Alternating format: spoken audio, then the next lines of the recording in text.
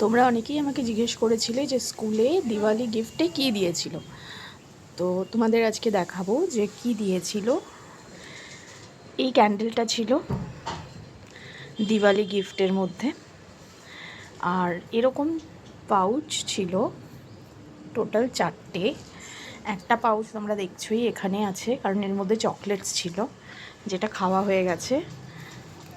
আর একটা সেকেন্ড যেটা পাউচের মধ্যে কাজু বাদাম। নেক্সট এটা বোঝা যাচ্ছে না, অ্যালমন্ডস আছে এর ভেতর, না সরি কিশমিশ আছে, কিশমিশ আছে, আর আরেকটাতে অ্যালমন্ডস।